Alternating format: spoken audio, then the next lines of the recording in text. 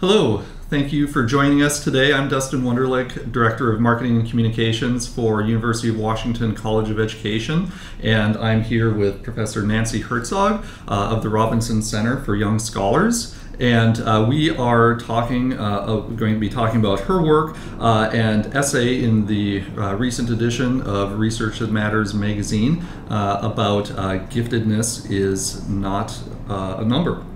So first off, Nancy, can you share a little bit about what concerns do you have about how we currently identify children as gifted and talented?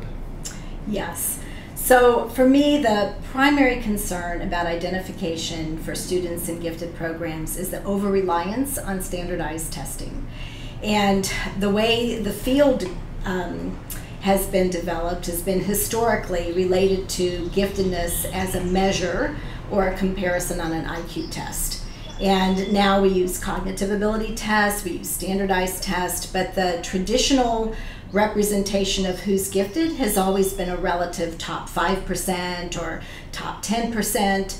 And what we really need to continue to focus on is the purpose of gifted education, which is to challenge learners who need to be challenged and not worry about that relative who's the most highly capable. And that's one of the biggest concerns in the field, is we're always looking at it as the top 5%, or in this state, the most highly capable. So what districts do to operationalize that school, where there may be 25% of those students earning those scores, they have to then find the top percent of those. So this idea that you're gifted as defined by some arbitrary cutoff point is problematic and troubling. And what that means is, what is to say who's gifted? It's defined by whatever the district says. So instead of looking for top or looking for marginally who needs to be in a program based on a score, what we need to be asking instead is who needs advanced and accelerated instruction. And just like special ed, we don't take the bottom 5% and say everybody needs this same program. So we shouldn't be looking at individuals as test scores. We should be looking at individual profiles. Where are they strong? If they need math, we should be identifying those who have mastered their curriculum and get advanced math. So that's the kind of profile we should be looking at. And who are the students that suffer the most because of the system that we have in place right now? So across the country, the students who often do not get identified in gifted programs are those coming from low-income homes, those who have English as a second language, and those children of color for a variety of reasons. Test scores aren't the only reasons. We know now that teachers and students should be able to identify with each other. So if you have all white students in classes, they're students of color, if they don't have teachers of color, may not be seen for their strengths. So there's a lot of issues related to equity in gifted education, including teacher training, teacher workforce, diversity in classrooms, and also making sure that we don't cause more segregated classrooms by grouping according to some arbitrary cutoff score, and not including the marginalized populations or the students, especially from low-income homes. So how do we get better at identifying and serving children and populations that haven't often had the same access to gifted education? I believe it starts with teacher mindsets. The mindset has to be, when a child comes to the classroom, to uncover their strengths and use the words that we use, talent potential, looking for our classrooms that can develop the talents that children have. So don't come in with this deficit skills approach, and don't teach in a rote and drill way that's only going to spend time on the things that the children don't know, but look for ways to give enriching, literacy-rich environments and project-based learning. Look for ways of teaching towards students' strengths and then incorporating those skills that they may not know into areas of their strengths. So it starts, very early on. I think that we talk about the use of multiple criteria, And what we mean by that is looking at ongoing assessments that are either classroom-based or performance-based, as well as standardized tests. In other words, no test is bad on its own. It's how we use those tests, right? But look at all of those data points in students and say, where are they strong? Where do they need to be challenged? And then think about student profiles and getting teachers trained so that they can learn to challenge groups of children and individual children. Mm-hmm. Do we have some good tools for doing those sorts of assessments and better identifying? Like, is there a state, or are there some schools that are very good at doing this right now? So I don't know about which districts or individual districts and schools, but we do have common lists of best practices. So one of the common call for more equity is to do what they call universal screening, which in and of itself means that you're looking at every child. You're not waiting for a teacher to nominate the child. You're looking at how they're strong, and that in of itself is really a good practice. But too often people think of universal screening as everybody gets the same test. You know, universal screening could be looking at everybody's standardized scores that they're taking already. You don't have to test them again, or looking at curriculum-based assessments that show where people are above grade level in curriculum, or in the state of Washington, looking at WAKIDS and seeing which children are above their developmental mile markers. But using all the tools that they currently use in their schools to look for which kids are above grade level, have the potential with more intense instruction to achieve more, and then think about addressing those needs with different curriculum and instruction. Mm-hmm. So in your Research That Matters essay, you noted the particular challenge of identifying talented students who aren't native English speakers. Right now, with many school districts becoming increasingly diverse and more languages being spoken, how it seems like that could be a huge challenge. So how can districts effectively handle that sort of diversity of languages and still be able to adequately identify students who should be going to these programs? So I think the answer is sort of complex, but I would start by, again, using English as a second language as a strength. And looking at how quickly and how rapidly children develop a second language. And so looking at how quickly they're moving through an English as a second language program as one indicator of faster paced learning. But the other indicator is making sure that teachers don't see English as a stumbling block to their thinking processes. It's, if they don't know the English word, it doesn't mean that they can't catch on or that they won't do it. So making sure that the assignments that are given, that the tasks are given, allow students with English as a second language to display their strengths. So are there multiple ways of representing their ideas? Are there multiple ways of assessing them? So you're not always saying, oh, this child doesn't know English, therefore they can't read something in another language as quickly. Mm-hmm. I just think, and more bilingual teachers, more multilingual teachers would facilitate that. But most importantly, giving children alternate ways of expressing their ideas and thoughts, and having teachers look for those strengths. Mm-hmm. So what are some opportunities we have to give students opportunities to tackle advanced learning outside of programs that are explicitly designated as gifted and talented? So that's an interesting question, because I see all classrooms as potential rooms for talent development. So I would try to incorporate some of the same pedagogy that we use in gifted programs in those classrooms to start to develop potential. In addition, there are, of course, enrichment programs that some schools can run, or what we call talent pool programs, where districts will put their efforts in the early grades and making sure that kids have chances to develop advanced skills. There's, again, those that are generally afforded those opportunities, or those that can afford to pay for them, those Saturday enrichment programs. So the more we can build into public schooling that looks like those enrichment spaces, the better those children will have opportunities to develop those skills and abilities. And so you're director of the Robinson Center here at the University of Washington. Can you tell us a little bit about maybe a couple things that you've learned about expanding access to advanced learning opportunities through the work that you've been doing with students at the Robinson Center? So at the Robinson Center, we've tried for several years now to think about all the barriers of children accessing gifted education. And one of those barriers is obviously money. So for all of the students that are on free or reduced lunch, in our Saturday program, they're free tuition. And the Saturday program has no barriers in identification either. So for example, if a child wants to join a class that's a philosophy for young children, they don't have to be pre-identified as highly capable. And if they're on free or reduced lunch, it's free tuition.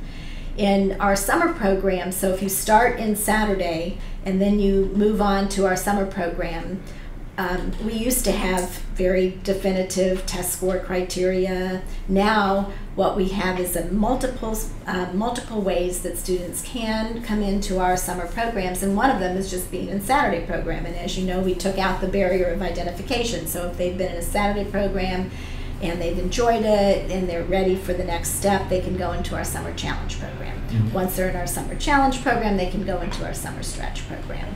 The other thing we did was made as a possible pathway, and we call them alternate pathways into our programs, any teacher recommendation. So that's one of the ways in which I see all children of different populations. The teacher knows what is going on in that classroom and knows if the child is above grade level or knows in what area the child has strengths. And so even if a child doesn't score a particular score, if the teacher can recommend a child for advanced learning, we honor that recommendation. So that's another way in which we've tried to extend our reach to students. And we're also trying to do outreach to other communities. Just in addition to the highly capable communities of schools and in school programs, we're reaching out to other areas of the city. Mm-hmm. We're doing some work at the Othello Center and opening those programs for students and families. Can you tell us a little bit more about that and what you're doing or are planning to do in the Othello neighborhood? So we have 2 proposed programs for this winter term and 2 in the spring, and they're all about family engagement with their children. So the first one is for young children and for young children and their families to create together using what I call boxes and junk or recycled materials, but thinking about using their ideas and representing their ideas into something that they want to represent. It could be a birdhouse, it could be a sculpture, it could be a centerpiece. But again, getting families to work with their children so that they see that when children are putting materials together, they're really doing high-level thinking. They're synthesizing, they're evaluating, they're trying to problem solve. So that's one of the upcoming programs. Another one, we have two University of Washington students teaching for us on Saturday, the game Mancala. And so we're going to have an evening session with parents and families, and it's strategies. So it's teaching kids mathematical thinking strategies. So that's a game that we can teach parents to enjoy with their children and engage their children in mathematical thinking. And in the spring, we have some philosophy course planned, again, with families and children at the Othello, in the Othello neighborhood. Again, just an attempt to show enrichment in different spaces. And what sort of age range are you looking at for these programs? Well, we start at kindergarten in our Saturday program through 8th grade, and so with the Othello proposal, we're sort of doing a K2 and then sort of a middle, 3, 6, and a 6, 8 kind of thing. How important is it to start at a really early age when it comes to identifying kids who are ready for advanced learning opportunities? Can you share a little bit more about that? It's a great question because I'm passionate about early childhood and how young children need that enriched learning experience, but I don't want children to be labeled that young. I think labels put limitations and expectations on children, And at that young age, growth isn't even, so what we want to have happen at that young age is to give them very enriching environments to grow in, and making sure that if they, if they're coming into kindergarten and they're reading at the 4th grade, that they're not doing their alphabet letters and they're not doing, phonics if they're already reading. So just making sure that we validate their already accomplishments and their strengths by giving them challenging curriculum and instruction, but not necessarily putting them in a box and saying this is a gifted 3-year-old, this is a gifted 5-year-old, because the patterns of growth change. Mm-hmm. Right now, do we tend to identify kids earlier than we should? Well, most school districts across the nation sort of wait for the 2nd and 3rd grade standardized test scores, but here in Washington there's a mandate for kindergarten, and that's where it gets really tricky, because those standardized tests are not as valid or reliable when the child is 3, 4, 5, and 6. And the National Association for the Education of Young Children says standardized test scores earlier than age 8 should be used with caution, and not for high risk, high stakes decisions. And parents often advocate for their early identification of their children, because they don't want their children coming in being frustrated and redoing things. And I honor that. There are many, talented young children who can read and code and everything by the time they hit to kindergarten. But again, I think you need to make sure that teachers understand they need to address both those groups of kids who've already mastered the skills and understand that other kids with those types of advantages can master those skills, and not to separate them too distinctly forever. So if you start separating and pulling out kids in kindergarten, are you tracking them then for the rest of their educational career? So at the school level, what are a couple concrete things that teachers or principals can do to start moving towards making gifted education more equitable? I think it starts even at the university level.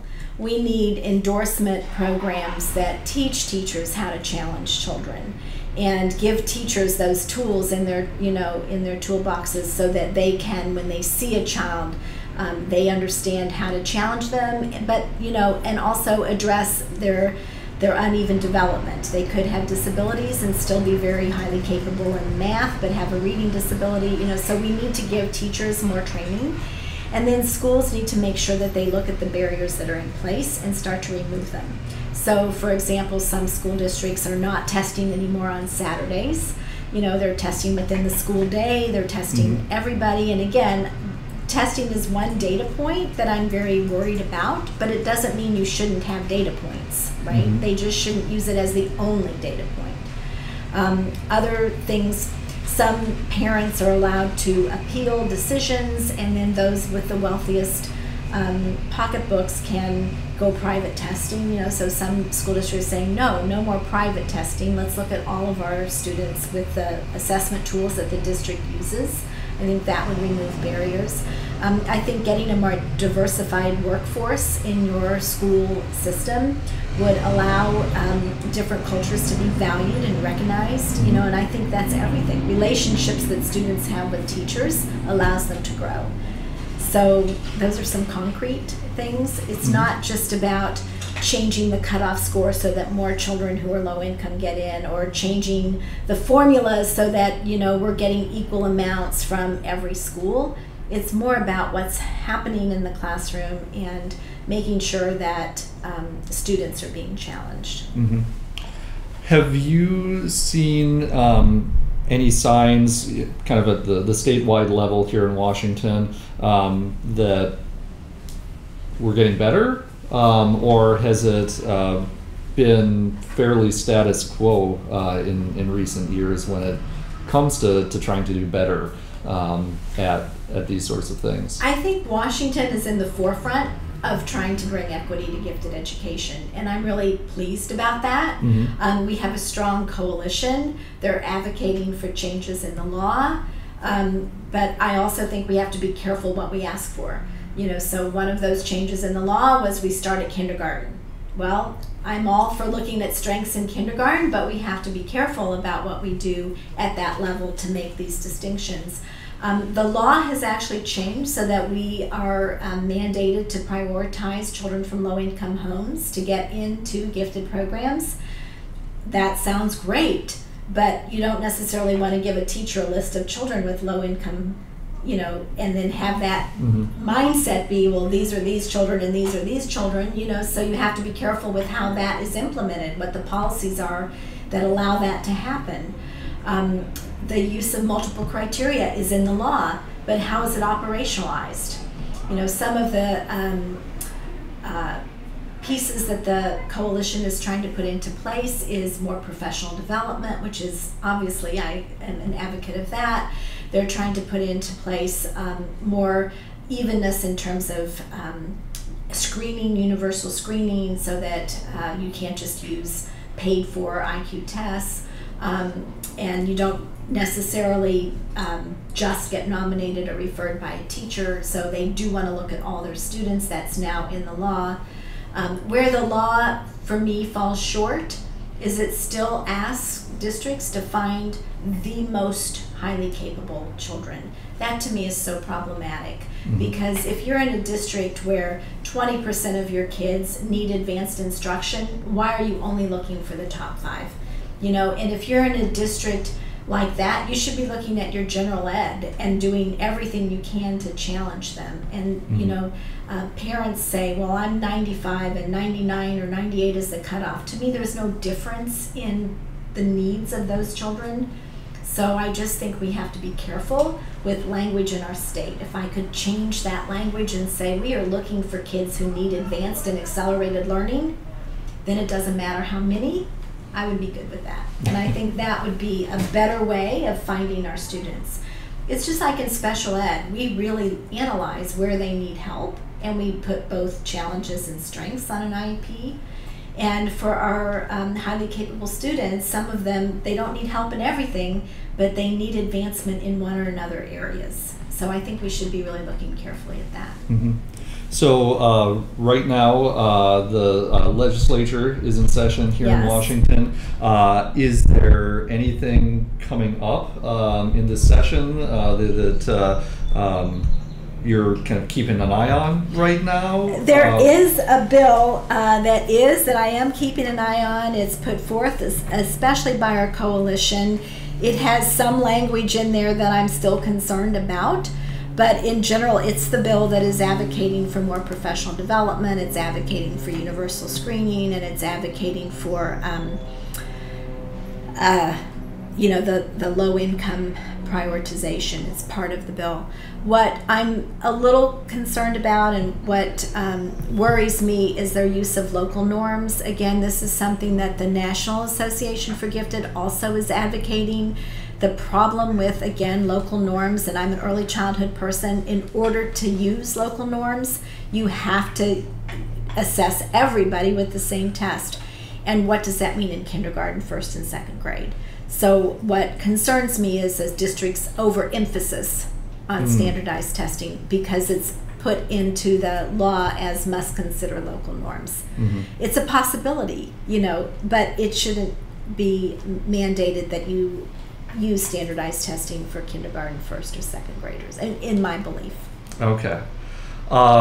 We'll stay tuned for that and see what happens in the legislature. I think there are a lot of things with education this session. So I guess beyond that, is there anything else in particular at the state level that you think could make a real difference for our children? There are only 2 institutions in the state that grant endorsement for teaching students in gifted programs. I would certainly advocate for public institutions to put into endorsement programs to make it easier for teachers to get credit for their knowledge in gifted education. I would advocate across the state that we look at ways to bring enhanced and accelerated learning into more general ed classrooms, because that's where most of our students are sitting. So looking at more professional development, I worked with a federal grant with the State Department to provide free online modules. One of them is about identification. One of them is about pedagogies and strategies that teachers can use. My colleague was Jan Lepine from Whitworth. And we believe that if teachers access those, it is free, it is, it should be helpful to be thinking about teaching strategies, because I believe that for gifted education, it starts in the relationship of the teacher and the student, and it starts with believing that the image of the child is competent, and that the teachers need to look for ways to keep challenging the students. Mm-hmm. Great. Is there anything else that you'd like to leave as a key takeaway for folks who may have read your essay and are interested in trying to move this work forward? I think what I would want people to do is think differently about this who is gifted. In other words, I don't think it's possible to say these children are gifted and these children are not gifted. And that's sort of the way the whole field has been thinking for years. I've been in the field for over 40 years. And we identify this population as gifted and these are non-gifted. And I don't see any person on a continuum where there's a cutoff that is so crystal clear. And I think districts spend too much time worrying about this is the gifted bucket and we do this, and this is the non-gifted bucket, and then they're getting appeals, they're getting worries, and that these parents over here in this non-gifted, they get nothing because it's not mandated. Mm-hmm. So what I would want people to walk away is think differently. What are we doing with this identification system? I want them to think about not let's just find these 5 kids that are going to get this program, but let's find what are the strengths of these thousands of kids in our district, and what are the many pathways that we can offer them, ways to enjoy their education and give them an educational pathway that they're still stimulated and want to go to school every day for. And gifted education can be thought about in that way, the pedagogies and strategies that give students those pathways, as opposed to, I'm a gifted child, I get this. And a parent, I have this gifted child, what are you going to do for him? Instead of, I have this very complex child. He's strong in math, he wants to do computer science, maybe he's ready to go to college early, but he's still not turning in his homework. Think about kids as complex as they are, and then think about as a teacher and as a parent and as a part of the community, what are all the ways we can help that child grow? Mm-hmm. That's what I would want people to think about. Great. Well, thank you so much for joining us today, Nancy, and thank you to all of the viewers who joined us as well.